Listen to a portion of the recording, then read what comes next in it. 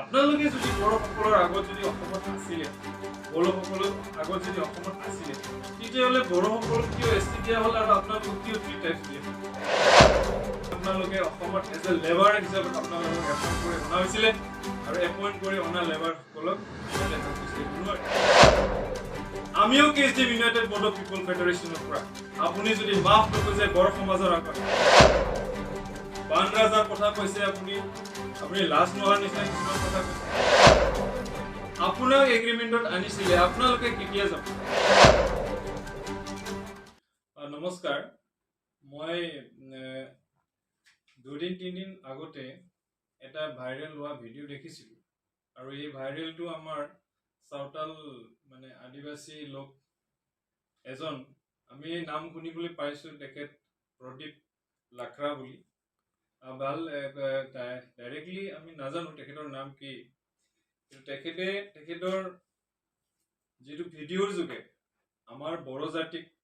খুব বেয়াকে মানে দোষ দিছে আৰু খুব বেয়াকে গালি পাৰিছে তাৰ পৰিৱৰ্তে মই কিছুমান কথা তেখেতক ক'ব বিচাৰিছোঁ সেইটো বাৰ্তাটো মই তেখেতৰ থ্ৰুৱেদি মই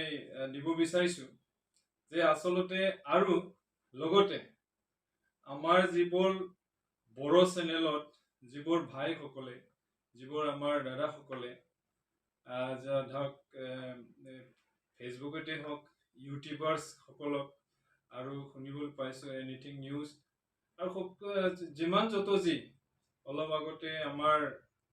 বঞ্চুও এটা প্ৰেছ বিবৃতি দিলে আৰু অলপ আগতে আমাৰ দাৱৰ দেশেৱ দাও ক'লে তেখেতৰ বিষয়ে মই তেখেতলৈ আগতে মই ধন্যবাদ দিছোঁ তেখেতসকললৈ আমি সঁচাকে বড়ো জাতিটো এক হবৰ হৈছে আমাক ভাবিছে যে আমি বড়ো জাতিসকল এক নাই কিন্তু এক বুলি আমি এটোতে আমি গম পালোঁ যে আমাৰ বেয়া সময়ত আমাৰ প্ৰব্লেমৰ সময়ত আমাৰ বড়ো জাতিটো সকলোৱে তেখেতক সকলোৱে যে এটা কৰিছে সকলোৱে ৰিপ্লাই দিয়া দেখা পাইছোঁ মই খুবেই সুখী হৈছোঁ ঠিক তেনেদৰে ময়ো ইউনাইটেড বড়ো পিপল ফেডাৰেশ্যনৰ পৰা মই ক'ব বিচাৰিছোঁ তেখেতক যে তেখেতে কৈছে বোলে সাঁওতাল আদিবাসীসকলে অসমৰ আদিম পুৰুষ আদিম জাতি এইটো মিছা কথা তেখেতে একো হিষ্ট্ৰী নাজানে তেখেতে যদি হিষ্ট্ৰী নাজানে তেতিয়াহ'লে আমাৰ পৰা শিকি লওক দাৱৰ দেশেৱ দাওক কৈ গ'ল সকলো কৈছে যে হিষ্ট্ৰী তেখেতে ভালকে পঢ়ি লওক আদিবাসী সাঁওতাল সকলে অসমত কেতিয়া আহিছে আৰু তেখেতে কৈছে আমি ভাৰতৰ হয় ইয়েছ আপোনালোকে ভাৰতৰ কোনোবা ঝাৰখণ্ড বিহাৰ উত্তৰ প্ৰদেশত থাকিব পাৰে কিন্তু অসমৰ আপোনালোকে নহয় আদিম পুৰুষ আদিম যুগৰ ইয়াত মানুহ নহয় আপোনালোকে 2003 বছৰ অসমত হোৱা নাই আপোনালোকে অসমৰ বাহিৰত উৰিষ্যা হওক ঝাৰখণ্ড হওক বিহাৰ হওক বোলে অন্য কাণ্ট্ৰিত হওক আমাৰ ক'বলৈ একো নাই কিন্তু অসমত নৰ্থ ইষ্টৰ অসমত আপোনালোকে আদিম পুৰুষ নহয় আমি বড়োসকলে হিষ্ট্ৰীত লিখা আছে Bodo is the son of soil বুলি আপুনি ভালকে পঢ়ি চাব লাগিছিলে আৰু ইয়াত লিখা আছে এটা হিষ্ট্ৰীত লিখা আছে আপোনাৰ লাগিলে মই ৰেফাৰেন্স দিম আপোনালোকে কেতিয়া প্ৰথম অসমত আহিছিলে আপোনালোকে ইয়াত লিখা আছে Sautals came into Assam under the British rule with the Yandabu Treaty of 1826. There were different rulers and kings in different places in the upper east and lower Assam, i.e. the Kasari kings, the Ahom kings and Kos kings respectively. Ite ei kotha tu moi koa kotha nohoy ei kotha tu soyong Adivasi and the Culture of Assam এটা history কিতাপ এটো লিখিছিলে হাৰকা বাহাদুৰ চেত্ৰী আৰু এটা আপুনি তেখেতে পঢ়ি ল'ব লাগে আপুনি পঢ়ি লওক যে tribal life in India D ঠাকুৰে লিখিছিলে এই কিতাপখন আপুনি যদি হিষ্ট্ৰী নাজানে আপুনি যদি একো তথ্য নাই তেতিয়াহ'লে এই দুখন কিতাপত আপুনি পঢ়ি চাব আপোনালোকে সাঁওতাল আদিবাসী সকলে কেতিয়া অসমত আহিছিল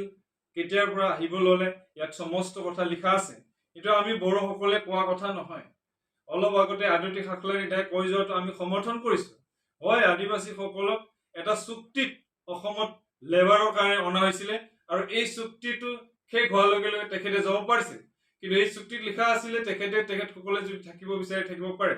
সেইকাৰণে সেই মৰ্মে আপোনালোকে আছে আমাৰ কোনো অবজেকশন নাই আজিলৈ আমি অবজেকশনো কৰা নাই আমি ডাউটো নকৰো আপোনালোকক সেইকাৰণে টি ট্ৰাইবছ বুলি কোৱা হৈছে আপোনালোকে যদি বড়োসকলৰ আগত যদি অসমত আছিলে বড়োসকলৰ আগত যদি অসমত আছিলে তেতিয়াহ'লে বড়োসকলক কিয় এসটি দিয়া হ'ল আৰু আপোনালোকক কিয় টি ট্ৰাইবছ দিয়া হ'ল এটো মোৰ কোৱেশ্চন আপোনালোকে আপোনাৰ আগত লাগি থকা যিটো টি শব্দ এই টি শব্দটো আপুনি আগতে গুছাই ল'ব চেষ্টা কৰক আপোনালোকে ডিমান্ড কৰিছে অসমত যে এসটি লাগে এটো আপোনালোকে ডিমান্ড কৰিছে অসমে যেতিয়া দিব এটো দেখা যাব কিন্তু বড়োসকলে এটো দিব নোৱাৰে এসটি কেনেকে দিয়ে কি নিদিয়ে ইয়েস আপোনালোকে এসটি টো এটা সেম্পিটেড খুজিব পাৰে এটা হাক বুলি আপোনালোকে খুজিব নোৱাৰে কাৰণ আপোনালোকে অসমত এজ এ লেবাৰ হিচাপত আপোনালোকক এপইন্ট কৰি অনা হৈছিলে আৰু এপইন্ট কৰি অনা লেবাৰ সকলক ইয়াতে হাক বিচাৰিব নোৱাৰে এটা সিম্পিটিত অসম চৰকাৰে দিব পাৰে এটা সিম্পিটিত দিব পাৰে কিন্তু তাতেও কিছুমান নৰ্মছ লাগে সেই নৰ্মছ কেটা আমাৰ অলপ আগতে আমাৰ ডাৱৰ দেখেতে কৈ কৈছে সেই নৰ্মছ কেটা আপুনি জানি লওক আৰু সেই নৰ্মছ মৰ্মে আপোনালোকে এসটি পাব কিন্তু এসটি পাব লাগিলে আমাৰ ইয়াৰ অসমৰ এক্সিস্টিং এসটি বিলাক এনঅচি দিব লাগিব আমাৰ অসমৰ এসটি সকলে আপোনালোকৰ কথা আলোচনা কৰিছিল যে আমি আদিবাসী সকলক এসটি দিব পৰা যায় নেকি কিন্তু আপোনাৰ নিচিনা কুচৰিত্ৰ মানুহক যদি আপোনাৰ নিচিনা যদি সাউথাল সমাজে হয় তেতিয়াহ'লে আপোনালোককটো আমি কোনো দুটে এসটি আমি দিব নোৱাৰো কাৰণ আপোনালোকে আজি এসটি খোজাৰ কাৰণে এটা জাডিক এটাক কৰিছে সেই এটাক কৰাটো আমি সমৰ্থন কৰিব নোৱাৰো এটো আপুনি ভালকে মনত ৰখা দৰকাৰ আমি আপুনি কৈছে বড়ো জাতিটো বুৰ্বক বড়ো জাতিটো একো নাজানে এটো কথা আপুনি ডাঙৰ কথা কৈ দিছে এটো আপুনি ইমিডিয়েটলি মিডিয়াৰ যোগে হক কভাৰ হক আপুনি মাফ খুজিব লাগে বড়ো সমাজৰ আগত আৰু যদি মাফ নুখুজে তেতিয়াহ'লে সাৰা অসমত যিমান বড়ো আছে সবে আপোনাৰ ওপৰত কেছ ফাইল কৰাব অলৰেডি আপোনাৰ ওপৰত 2-3টা 10টা কেছ হৈ গৈছে আমিও কেছ দিম ইউনাইটেড বড়ো পিপল ফেডাৰেশনৰ পৰা আপুনি যদি মাফ নুখুজে বড়ো সমাজৰ আগত আপুনি যদি মাফ নুখুজে আমিও আপোনাৰ ওপৰত আমি কেছ ফাইল কৰিম ইমিডিয়েট আপোনাক আমি উইদিন 1 উইক দিছো এক সপ্তাহৰ ভিতৰত আপুনি মাফ খুজক নহলে আপোনাক আমি এফআইআৰ কৰিম বানৰাজাৰ কথা কৈছে আপুনি লাজ নোহাৰ নিচিনা কিছুমান কথা কৈছে আমি হিষ্টৰী নাজানে আপুনি দুই এটা ভাঙা ইংলিছ কলে আপুনি খুব জানা মানুহ নহয় আমাৰ মাজত খুব জানা মানুহ আছে আমি নেদেখাও আমি যেতিয়া টাইম হন তেতিয়া আমি দেখাও এবোৰ কথা কবলগীয়া নহয় আপুনি কিমান জানে ইটো সে আমাৰ মতলব নাই কিন্তু আপুনি যে বড়ো জাতিক এটাক কৰিছে বড়ো জাতিক গালি পাৰিছে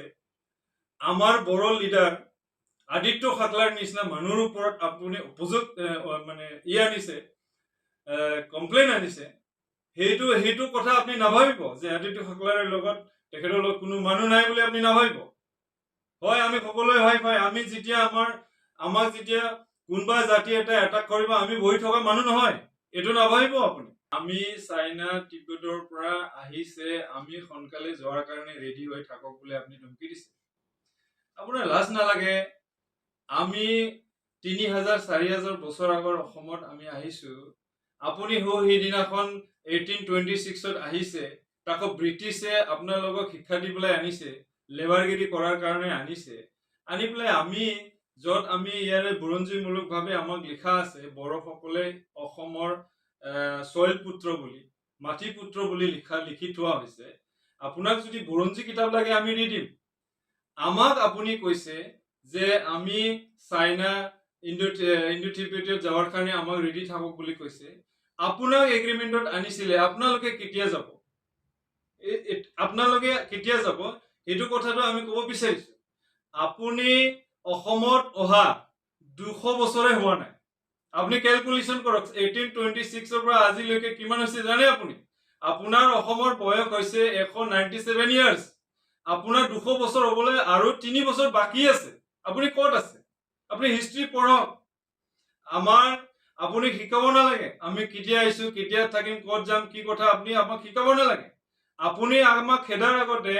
আপুনি আপোনাৰ টি ট্ৰাইবছ এসটি আপনি কৰি লওক অসমত এটো আমি কৈছো আমাৰ বড়ো জাতিক আপুনি জুকাইছে আমাৰ বড়ো জাতিক সিম্পিটি আপনি বুজা নাছিলে আমাৰ বড়ো জাতিয়ে আমাৰ বড়ো জাতিক জুকোৱাৰ ফল আপুনি পাব আপোনালোকক কেতিয়াও আমি ST হ'বলৈ নিদিওঁ